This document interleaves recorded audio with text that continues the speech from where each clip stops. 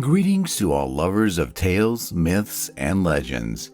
The story I will tell you today is full of romance, love, repentance, and drama.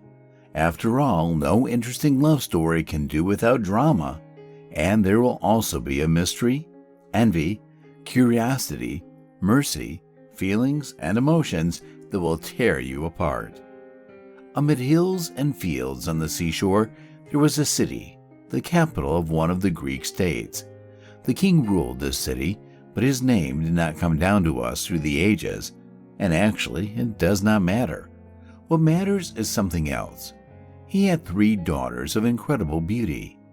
Odes were composed in honor of the eldest and middle daughters, and legends of their beauty spread even beyond their native lands. However, the true gem was their youngest sister, Psyche. At the sight of her, men were speechless, and the gods compared her to Aphrodite. Even they were charmed by the beauty of the mortal girl. When the time came, the king successfully married off the eldest and middle daughters to noble men. It was not difficult given their beauty, but when it came to the youngest, problems began. She was so beautiful that no one could muster the courage to take her as a wife.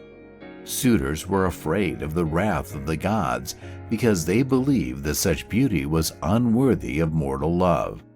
Psyche was literally worshipped and compared to Aphrodite. It should be said that such an attitude did not benefit the girl.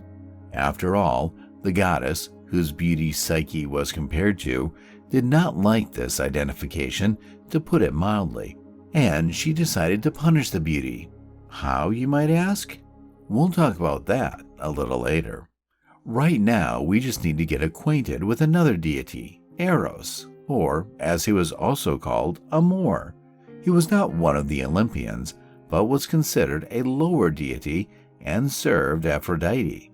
Even the story of his birth is somehow connected with this goddess. The thing is, Eros was conceived during a feast dedicated to Aphrodite's ascent to Olympus. Poros, the ancient god of prosperity and wealth, was invited to this feast. By the way, by that time, he had lost his power and people began to forget about him. The fact that he was invited already pleased the old man, so at the feast, Poros indulged himself as if it were his last, ate and drank to his heart's content. Of course, soon he got tired and lay down to rest. And at that moment, Penia, the personification of poverty and need, happened to pass by. Seeing the tired Poros, she decided to join him in love, thereby solving her problems. So came into being Eros, the god of desire, child of poverty and wealth, although for many it will be more familiar to call him Amor. To be fair, there are many versions of the origin of this deity. What is described in this story belongs to the pen of Plato. So, what was Amor doing in the service of Aphrodite?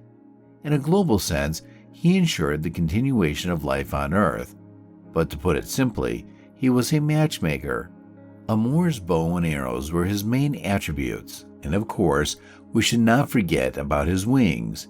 He had 2 types of arrows in his arsenal, golden ones that connected couples, and lead ones that made his victims indifferent to love. Now that we have a better understanding of Eros, it's time to return to our story and find out what Aphrodite had in mind.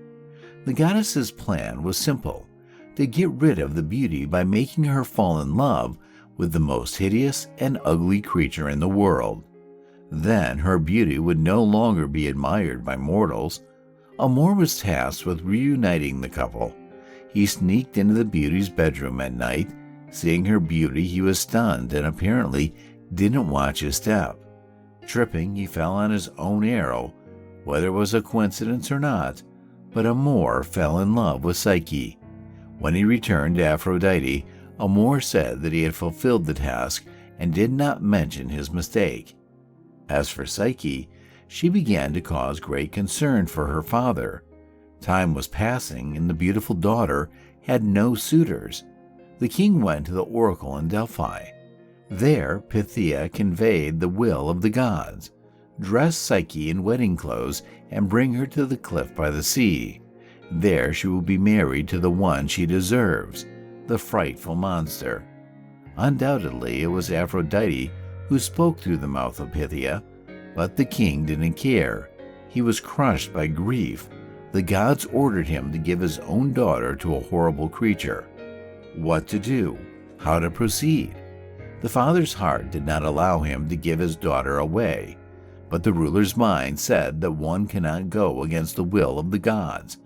And so, Psyche, in her wedding dress, is led to the cliff. However, there is no merriment or laughter around her, only a funeral procession, weeping and lamentations. After bidding her farewell, the king and his courtiers depart.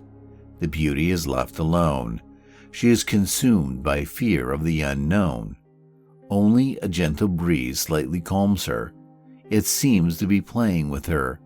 Suddenly, Psyche realizes that she is floating on the ground. Zephyrus has lifted her up and carried her into the clouds. There, high in the sky, stood a palace of gold and marble, inhabited by bodiless spirits. It is the new home for the beauty. There is no longer any fear or embarrassment. She looks around the wonderful palace like a mistress, and in the evening she sleeps in a luxurious bedroom. In the middle of the night, someone's footsteps wake Psyche up. Paralyzing fear once again pierces her heart. This is it, the monster that the oracle talked about. She wanted to run away, but where to? The dark figure is already approaching her bed. The girl is terrified. Then something unexpected happens. A quiet, calming voice tells her, "Do not be afraid. I will not harm you. I am your husband. Just trust me, and everything will be fine." Psyche thought that she would be taken by force, threatened. She was ready to resist, but she is not treated as a captive. The shadow comes closer, hugs and kisses her. The girl calms down. Her husband steps back a bit and says, "Promise me that you will never try to see my face." Overwhelmed, Psyche swears never to do so. After that, she was waiting for a night of love, and in the morning, she woke up alone. She spent many days in solitude, like a bird in a golden cage. The only consolation was her husband, who came to her after sunset. Unexpectedly for herself, she realizes how much she enjoys these meetings, how she waits for them. However, loneliness weighs heavily on Psyche. She misses her home, and one day she asks her husband to let her go home for a while. Surprisingly, he immediately agrees with her, but with one condition: she must not tell anyone about her husband. So Psyche enters her parents' palace. The joy of her family and loved ones knows no bounds. They throw a feast in honor of something they never dared to hope for. Their beauty has returned, alive and well. After the celebration, questions showered upon the girl. Where was she and with whom? Her sisters were particularly curious. When they found out that she lived in a luxurious palace, envy overcame them. Psyche could not keep her promise and told her sisters that she had never seen her husband's face. The sisters breathed a sigh of relief, and their envy subsided. After all, their younger sister was obviously married to a monster, so what was there to envy?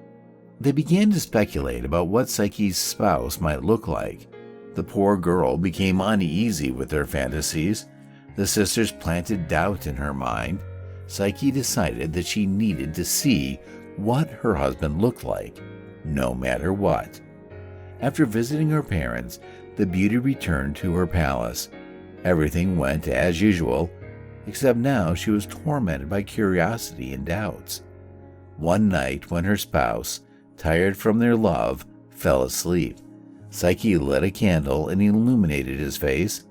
She expected to see thousands of eyes, sharp claws, and serpent teeth, but instead she saw a handsome man, the god of Eros. She was so surprised that her hand trembled and a drop of hot wax fell on the sleeping Amor's shoulder. He woke up. His face immediately lit up with anger replacing hurt. His wife broke her word, and he had warned her. The enraged Eros vanished into thin air as if he never existed. Psyche, weeping, searched for him in the rooms and halls of the Golden Palace, but no one responded to her cries. What was abandoned Psyche to do? How to proceed?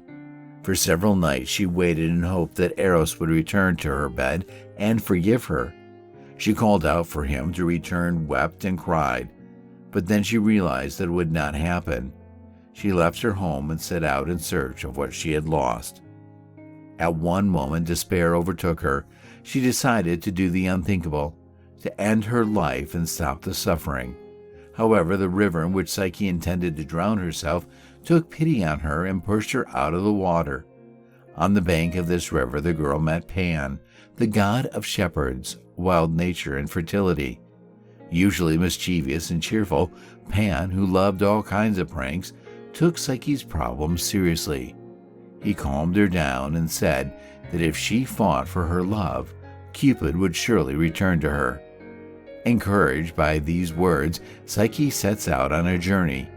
In every temple she asks for her love to be returned to her, but the gods remain silent.